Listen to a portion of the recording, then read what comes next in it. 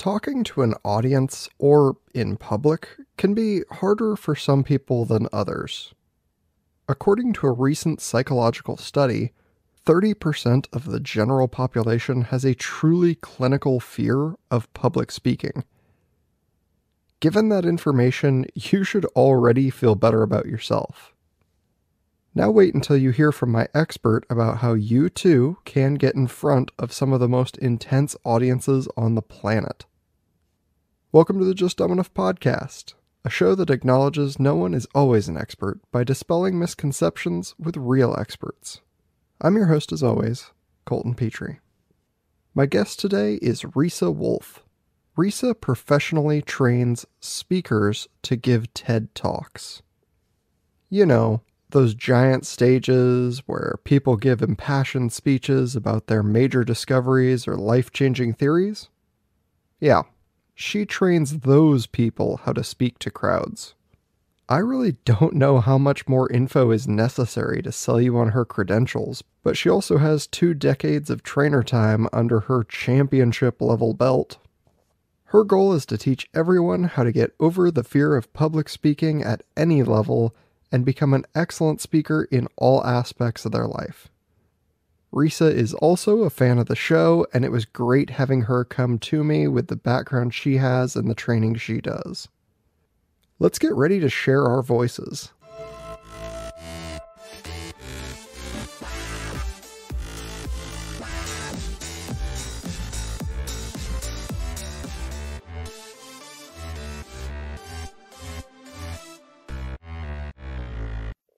Welcome to the show, Reesa Woolf.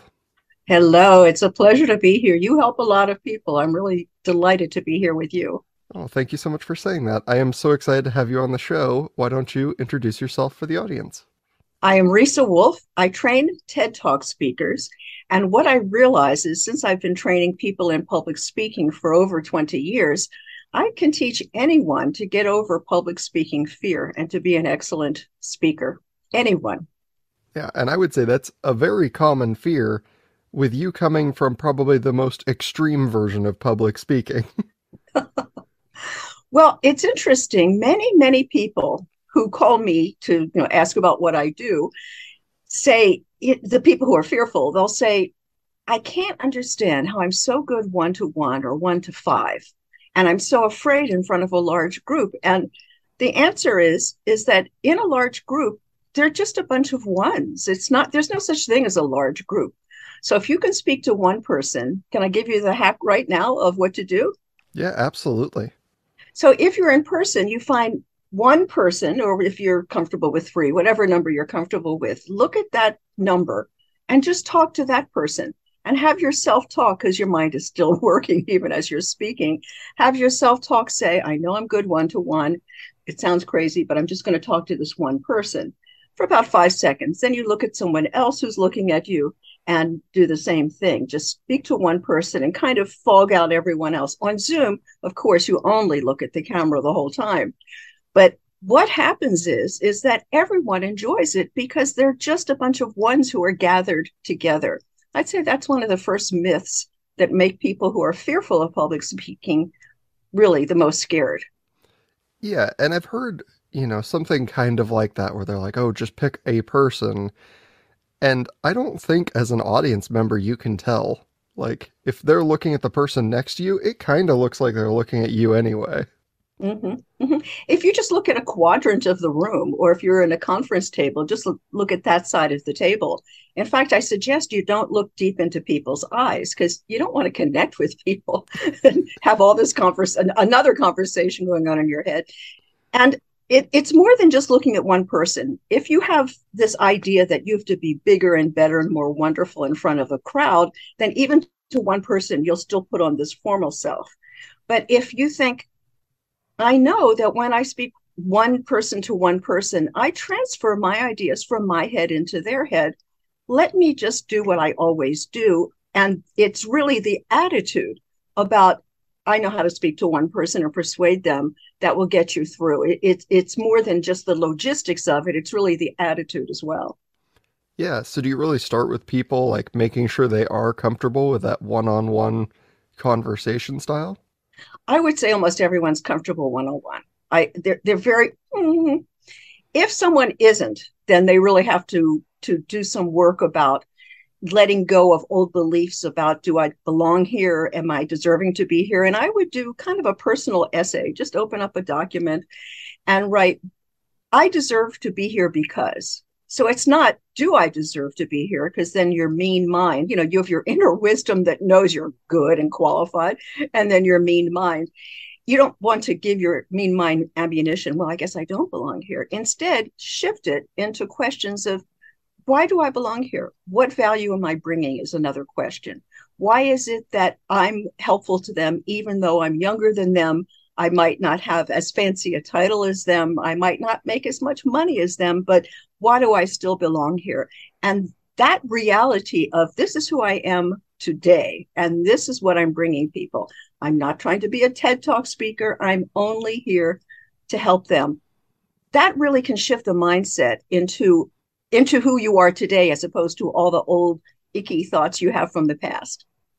Yes, I resonate with that thought because it has become very comfortable in this show for me to talk way outside of my range to people like yourself, where I'm like, I don't have any ability to teach public speaking.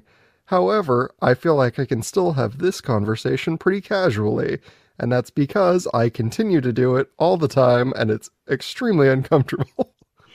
Well, I think that you're not just talking to me. What your intention is, I'm here to ask questions of experts to help people just like me. So you acting just like everyone who's listening is what's, I think, most valuable, and probably why you're popular.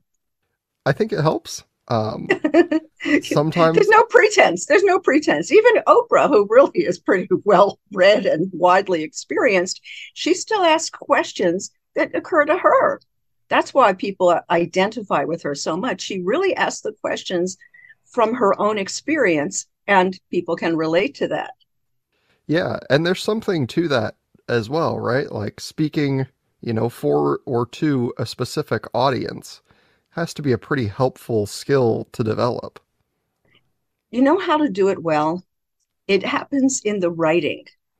In other words, let's say that you're an expert in ABC and you're speaking to people who are new hires. Well, you would explain your ideas differently than you would to people who are the senior level of management in your company.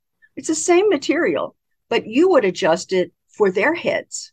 In other words, every time you write anything, don't write it for what you believe in and how you feel about it. More write to the people that you're writing for. What would persuade them for your three main points? And if you have a mixed audience of like an accounting person and a marketing person, include the things that they would want to know.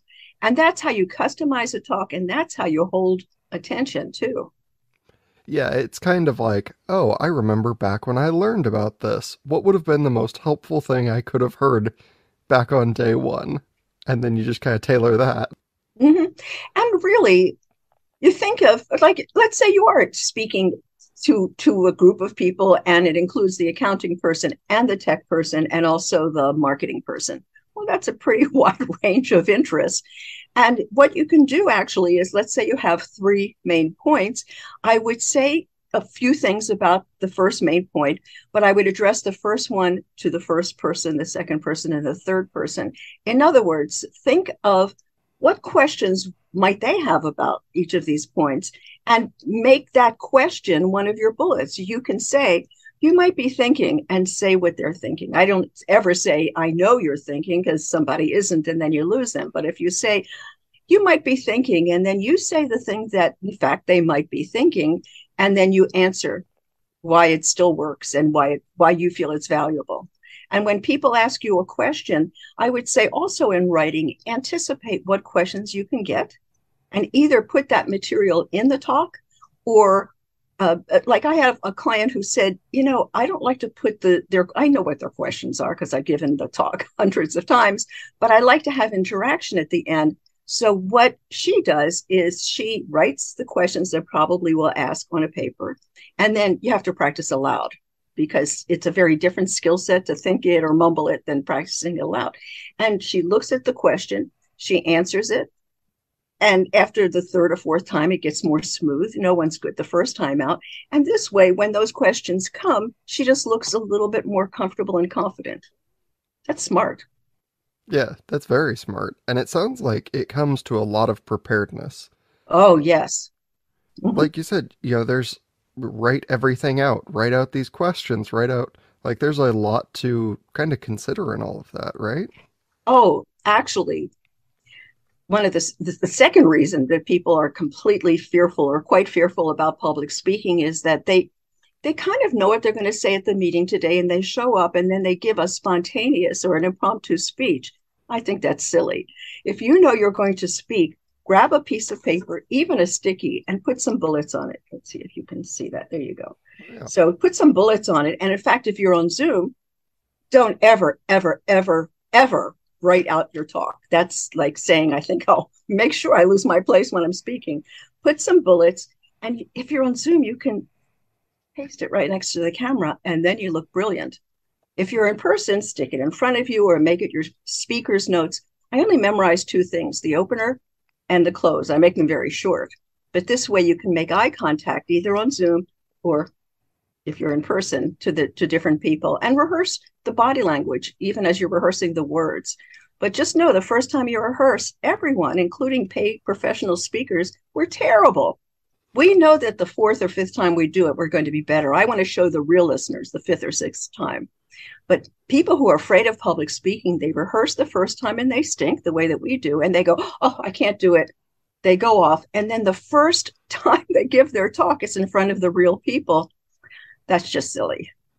Yeah. You're like, you look at these people speaking and you're like, man, they are so put together. They're so professional. They know exactly how to talk to people. I can't believe this is their first time saying it. And you're like, this is not their first time saying it. Oh, no, no, no. In fact, the better they are, the more they have worked on this. It's a completely learnable skill, but it's like learning an instrument. The more you do it, the better you get. So I would say don't wait for the big meeting to start talking. There are people who are afraid of public speaking that won't raise their hand in meetings. And then someone else asks the same question, they get the credit for it and they beat themselves up for the rest of the day. When really just think ahead.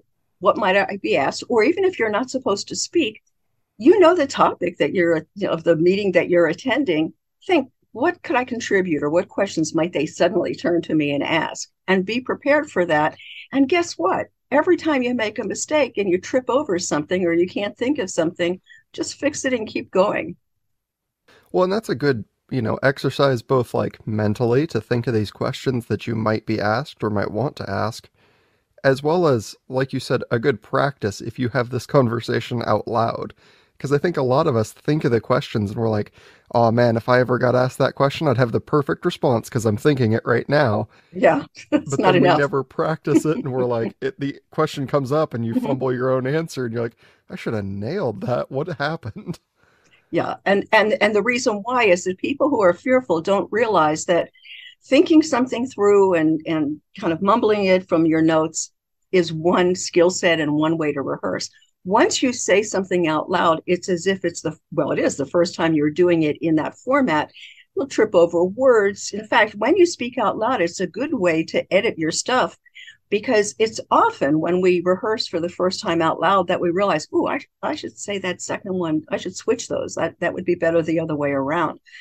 People who speak well have worked at it. Even if they were born in outgoing families, they have still worked on writing well, editing down to just what people need to know, and particularly adding a little animation in their voice, or a little animation in their voice, or a little animation in their voice. Do you hear how the meaning is slightly different because of the way I use my voice?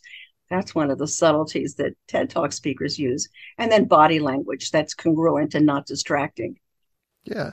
So it makes me think, like you said, a little animation. Um, I mean, over exaggerated, but it makes me think about something that I've heard people say when they're like, I'm like, oh, have you practiced this?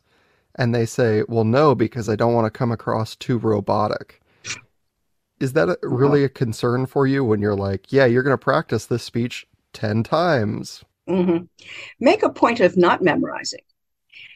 The reason why people write out their talks is that they're afraid, even though it's a topic they know and they talk about every day at work, they're afraid the words won't come out exactly right. Let me give you the opposite belief that I have. When you've memorized something, it raises your anxiety because if you forget one thing, you forget the whole thing. Secondly, as you're talking about one point, part of your mind is busy going, okay, say this next, say this next. That's just a waste of energy and focus. Instead, if you make an outline, I often use a mind map, the circles, and then I have points, the circles, three circles with the three main points.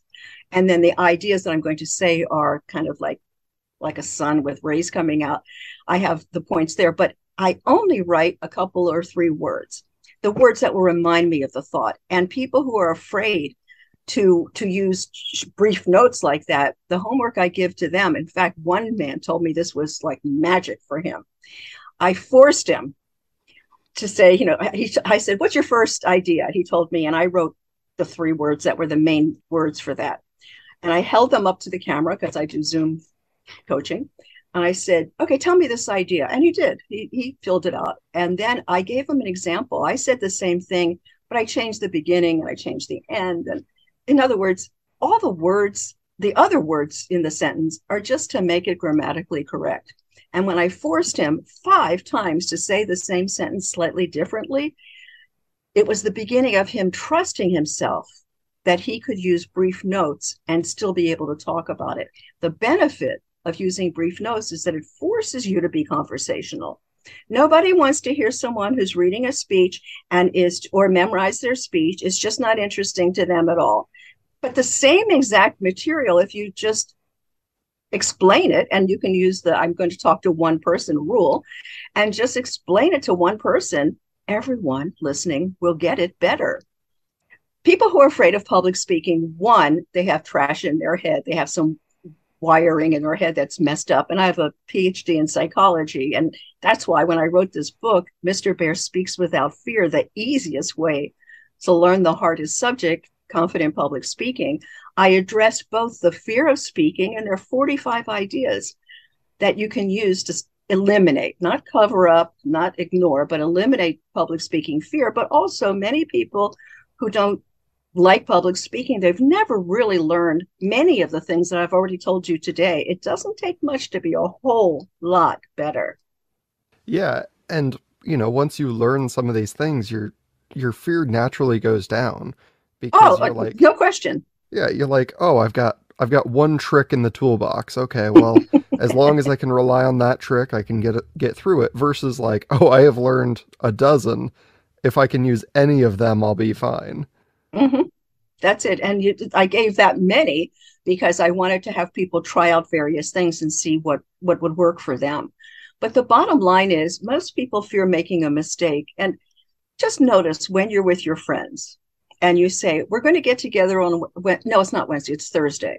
Or I'll see you at 3:00. No, I'll see you at 4.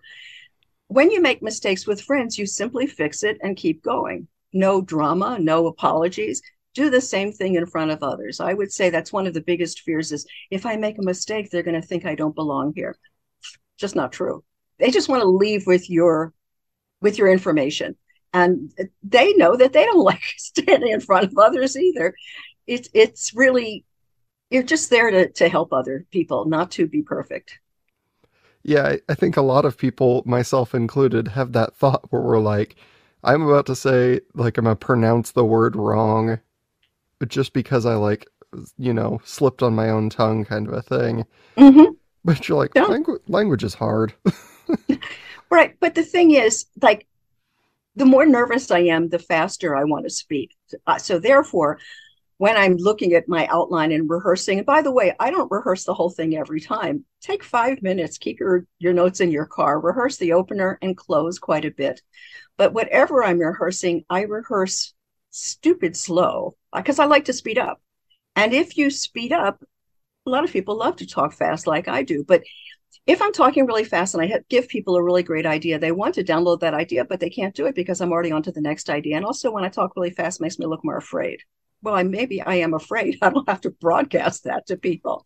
if you rehearse way slower than you ever wanted to, then obviously it gives people a chance to take home your information and absorb it a little bit deeper, but also it allows you to listen to your next thought so that you can talk about that. It's just a win-win to slow down. Yeah, do you just have them speak like at an intentionally slower cadence than they normally do? Well, you can hear the speed that I'm talking with. This is appropriate to me. The second you and I finish, I'm going to start talking fast because I like to talk fast. But I'm situationally appropriate, and I guess that's another thing that people can take away from this conversation is, you know how you, when you're at a ball game, you're way louder and you're way more physically active. And I know that one of my clients said that when I'm at a wedding, I'm so quiet. And I guess you're teaching me business behavior. And that is true. Even if you speak English as a second language, learn to speak loud enough, slowly enough. And everyone, if you want to appear more confident, more educated, higher up socially, higher up professionally, say each word completely. Many people, including me, I grew up in Baltimore, Maryland. In Baltimore, Maryland, we never, there's no finishing any word. There's no final consonant any word. And I grew up talking like that. When I was 12 years old, there were these other girls who came down from another city from this club that I was in, and they spoke differently. And I thought, oh, you can choose how you speak. So I choose different ways of speaking. It's still me. I'm still authentically me.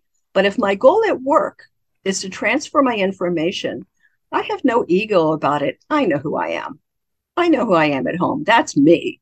And what I can do is adjust myself so it fits in a way that's not distracting to them and, in fact, helps them to hear my information. And that partly is me speaking extremely clearly. And you brought up, what if I mispronounce a word? Well, because you've rehearsed ahead, now you can look up a word and you can listen to how it sounds. But also, when I mispronounce a word, I just smile and laugh at myself and say it again. Now, inside, I might want to throw up. I'm humiliated. Yeah. Trust me, no one cares when you mispronounce a word and you restate the word. No one will remember. And all they want is your good information. Yeah, I mean, I assume, when you hear other people make those kind of like a verbal slip, it doesn't even really register. You're like, yeah, I do that all the time. And you just like immediately delete that part of your memory to keep the sentence intact. I think I have like a natural advantage in that I am a very like kind of settled person. So I tend to speak at a pretty settled pace. Mm-hmm. Because otherwise I could also see the flip side of like, you talk very fast when you're afraid, but you also do when you're very excited about something. And I could Yes. see like you coach a lot of people to talk about things they're very excited about.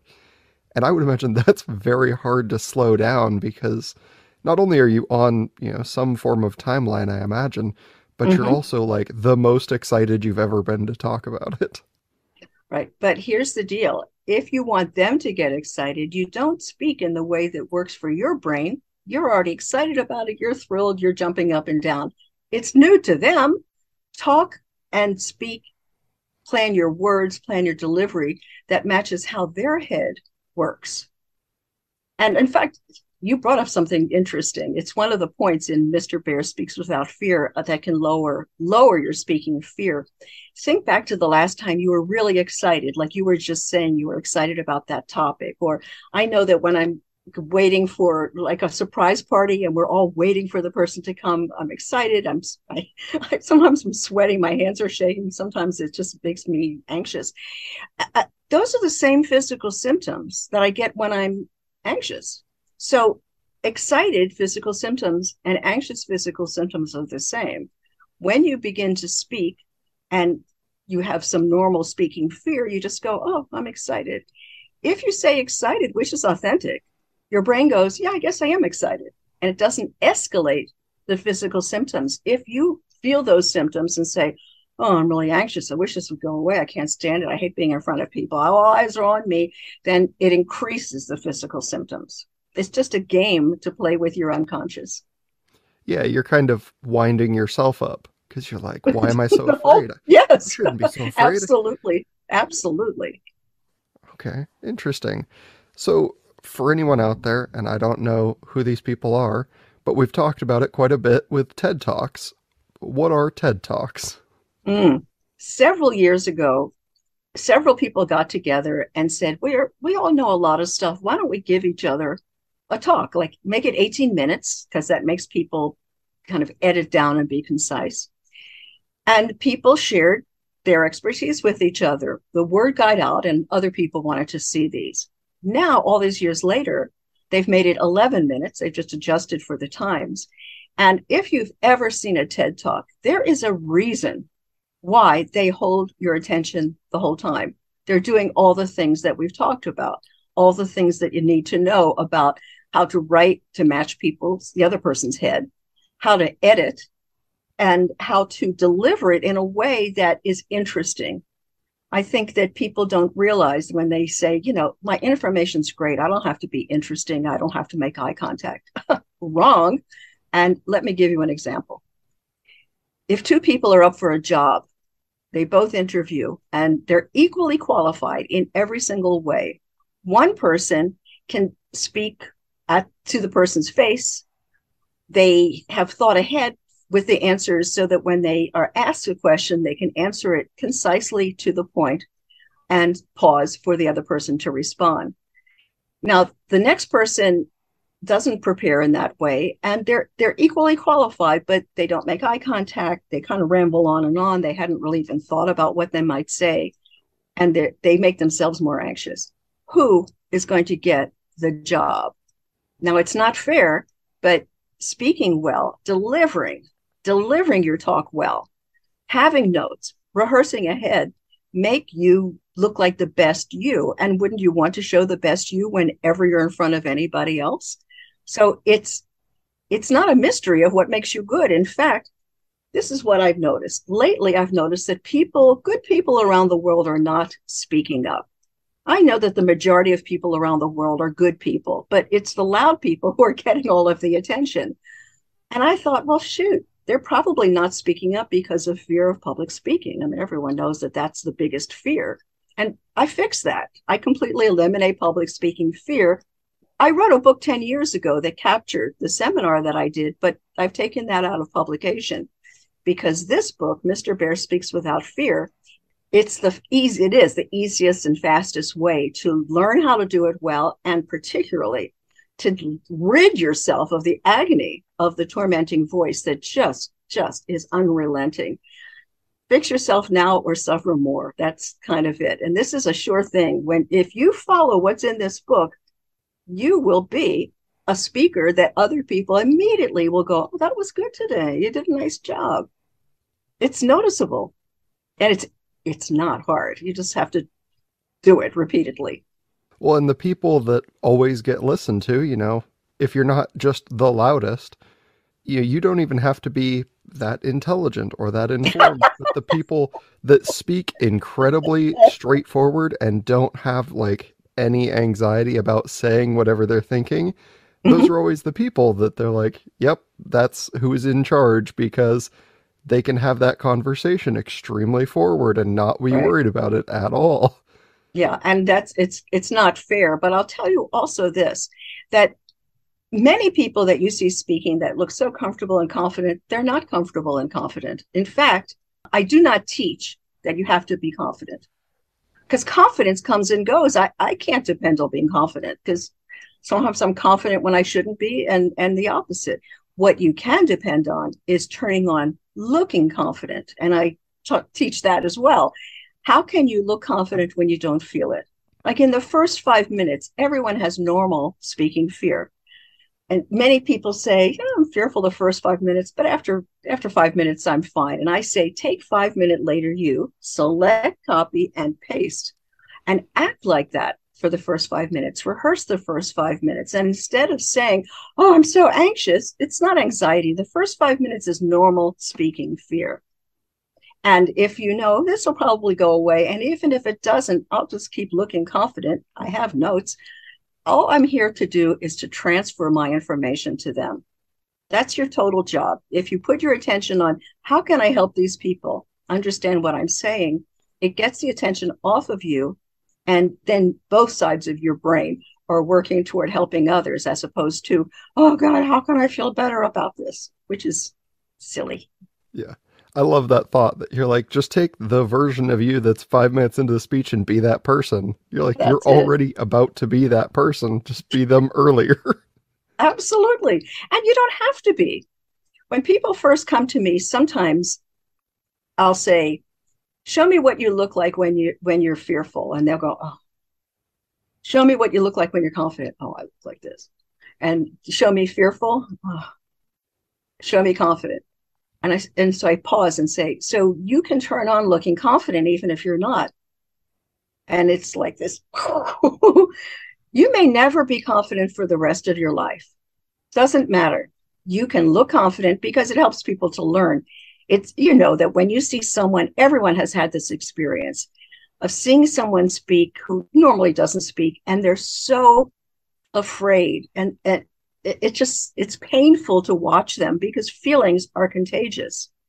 So even if you're feeling that awful, you don't want to have people just experiencing that instead of your content. So you turn on your best self, help people. And even if you want to throw up inside the whole time, when you're finished, go to the restroom and do that. Do what you need to do. But the point is, when you're in front of people, do everything you can to make them receptive to your ideas, or at least to listen to you. And when there are people, you know, there are people at work that when they begin to speak, everyone turns to them and everyone stays looking at them the whole time they speak. And if you've wondered, how do they do that?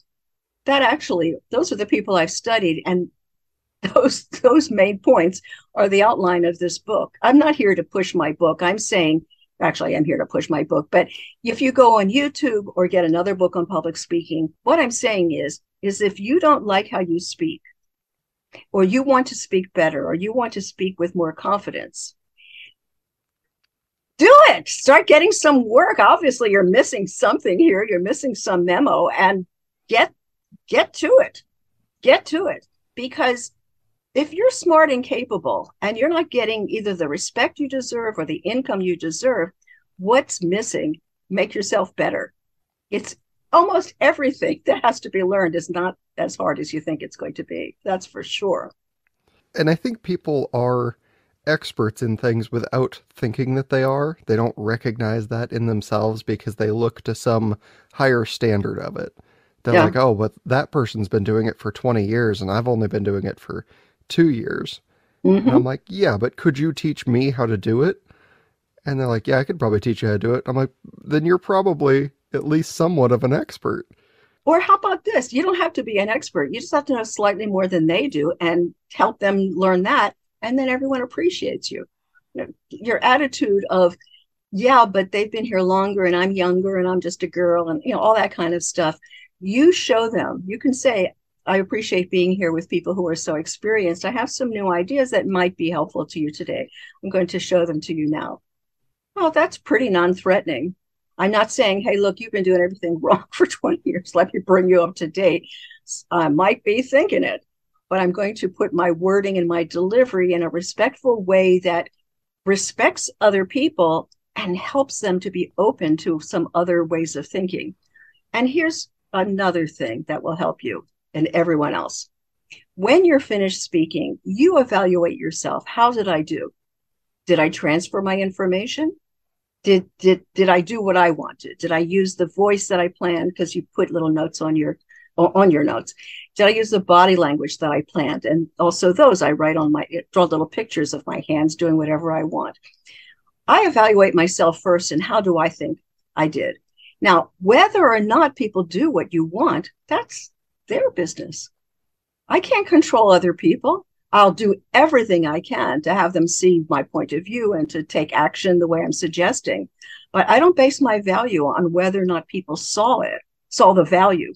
I just base my value on, did they understand because as you know, some people are interested in hearing your ideas, and some people are not going to like you or give you a good evaluation, no matter who you are, because they're like the lower 20% of the people at your workplace. And so don't look to them for approval. Yeah. Yeah, you're like, if I did my best job, I got all of the information out there I wanted to get out there. They either picked it Mm-hmm. up or didn't. Like, you can't force people to learn something. Unfortunately, we can't Well, force each other to do mm-hmm. some of that. But you actually brought up a good point, and that is if they did or didn't get it, if you think that there's a point that people usually don't understand, then explain it in a different way. Maybe do an analogy that's similar to that. So introduce it with the analogy first. Like this is similar to when I gave this gift to my nephew at the holidays. I did a lot of things, and then I thought, oh, maybe I should read the instructions. Well, I feel that way about the software we're giving you. If you read the instructions, you'll find it pretty simple to people who are intimidated by tech, then you can make it easier for them to be receptive. And also, you can always stop in the middle of speaking when you see, oh, look, I am losing everyone's attention. I think that people aren't following me. Instead of repeating, many people think, oh, they didn't get it. Maybe I should repeat it. Big mistake. When you think, oh, look, I'm losing people's attention, that's your cue to stop and check in with them and ask. I have a list in the book of they're called tie downs. They used to be called trial closes, which is where you stop and say, I'm going to stop here for a moment. I want this to be valuable for you. What part of this would you like me to explain better? Or what part of this could I make more clear? Or if you speak with an accent, and say, I know I speak with an accent. Is there some part you'd like me to explain differently or explain better? In other words, when it's not working, stop, find out what they're looking for. They might say, oh, no, we understand everything you're saying. We were just looking for this other thing. Well, then you give them that. It'll be a spontaneous talk, but you know your information. And here's another thing that people fear. What if I don't know an answer? When you don't know an answer, say, I'm going to check that out and I'll get back to you. And you write it down. Everyone likes when you write stuff. And then, boy, oh boy, that's the first thing you do. When you go back to work, you send them that answer because you've made a promise. I will send it to you and your credibility is on the line.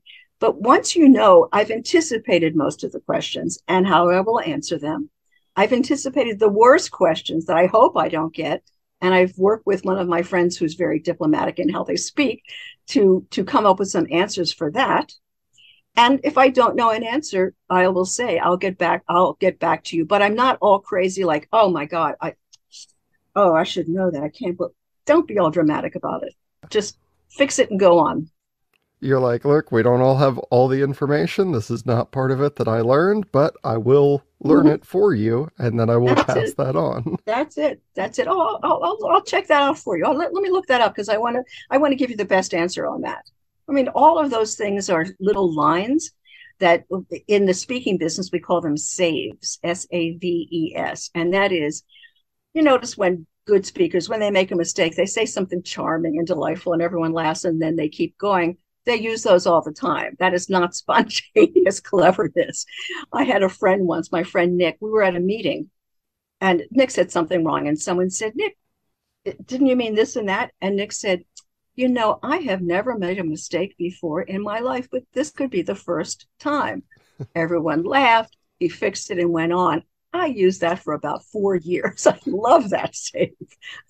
So when you see speakers, any speaker, even on YouTube, when they make a mistake and they say something that kind of gets them through that, or they show that they take the work seriously, but they don't take themselves as seriously, write it down. And that's one of yours you put in your imaginary speaker's pocket, that when you make mistakes, because it's not if I make mistakes, you will make mistakes.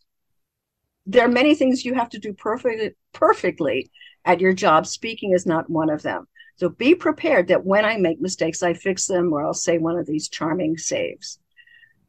I would say virtually every one of my clients now, maybe one exception, say, I can't, because I stay in touch with people, obviously, for years afterward. And they say, it was incomprehensible.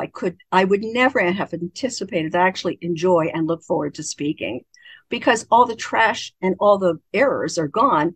Now they know how to do it. That is available to anyone, to anyone. I feel this is my greatest contribution. And I hope people around the world use it as a resource, because won't the world be a whole lot better when everyone can just civilly have organized talks where they're really trying to help the person understand. Absolutely. I mean, that is crucially important to our continued function as a human race. As far as civilization goes, we need to be able to, convey ideas without, like you said, without having this conflict or without shouting everyone down. Like, just clearly describe why your point is important to you and why it should be important to everyone else. And now you've conveyed, if nothing else, like what you're feeling adequately. Absolutely. Absolutely. Yeah, that's it. And look, just do it for yourself.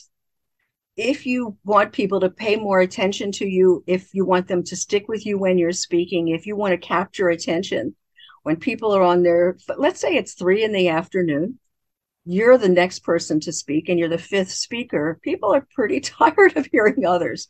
So to be able to open in a way that captures attention and pulls their attention away from their phones and holds their attention throughout, I suggest that you write your whole talk first, according to guidelines that I've given. And then at the very end, once you've decided on the voice and the body language and everything else, and that talk stands on its own, then think, all right, people learn well when there's a visual. Let me add some PowerPoints to this. It's only at the end that you decide what would help them visually. And that's when you have PowerPoints. And when you're rehearse.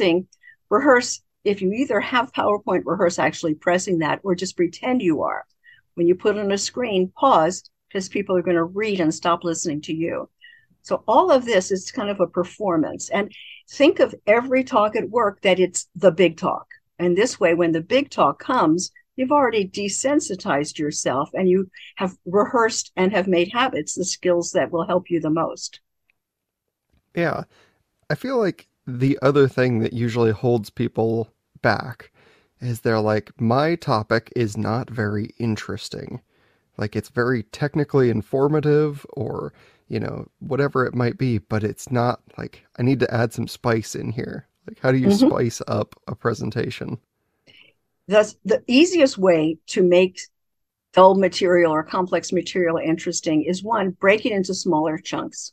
So talk about the goal, and you might go backwards and say, the step before the goal is this, and the step before that is this, but do it visually, or start from the beginning toward the end, but open it up with an analogy. If the more technical and the more complex your information is, you have friends who make up analogies. My brain makes up analogies. I don't know why, it just does that. So see if you can come up with something and talk to your non-techie friends. Talk to people who are not in your department at work or don't do the same work as you. Tell them what it is and help them to understand it. I guarantee you they'll come up with a quotation that says the same idea. Quickly write it down. Or they'll come up with a story of how they learned it, and then it puts it in perspective. It breaks it apart. In other words, don't suffer by writing alone. People have different ways of expressing themselves and different talents for writing. Tap into others. Don't be embarrassed. Always say to them, I have some ideas. I'd like to hear how you might explain it to others. And then when you speak, I'll do the same for you. Yeah, that's good. I mean, it's kind of like, what we were talking about with the original version of a TED Talk is they're like, yeah, we have things to convey and we want to share them with each other, and then we're going to learn from each other and we're going to get better. Like, you're just doing that in your friend group or in your work group or whatever it is. Like, you're just running a small TED Talk for your group. Right. And only ask people who are trustworthy. If there are people in your life that, when you're with them, they always see the highest and best you, and they encourage that in you. When you forget, they remind you of who you are and what you can do. There are people in your family like that. There are friends that you have. Be with those people more frequently and do this activity with them. If they're family members and people that you know that they're not dependably going to make you feel good, one, I suggest that you see less of them and have less to do with them, but certainly don't ask them to coach you, because you can't depend that they're going to keep encouraging you, because after all, you're already beating yourself up enough on the topic of speaking. You don't need someone else to reinforce the crazy in your head. You want someone who can help you to delete that and to keep your eye on who you are now and what you can do for others now. Remember, you don't have to be the world's best expert. They have invited you there for some information that they don't know. Teach them that. When you leave, you're a hero. Yeah, you're like getting together with people. You're like, look, I already brought one bad critic to the meeting, and it's me. So I'm looking for a cheerleader. That's great. Yeah, I already have someone in my corner who is telling me how awful I am. I don't need to have others. That's good. That's very good. Thanks. Feel free to use that. Thank you very much. I'll send you the next book. Awesome. Fantastic. Anyway, I have appreciated this immensely. It's been a lot of fun. I was hoping to, make sure people know where to find your book and they know where to find you if they're looking for you. It's on Amazon. I purposely only put it on Amazon to make it easy. It's print and Kindle. And just type in Mr. Bear Speaks or Mr. Bear Speaks Without Fear. And it is the easiest way to learn the hardest subject, confident public speaking. But if you have Mr. Bear Speaks Without Fear or any variation on that, it will come up. My name is Reesa Woolf. The way I help people remember my name is imagine a wolf eating a Reese's peanut butter cup.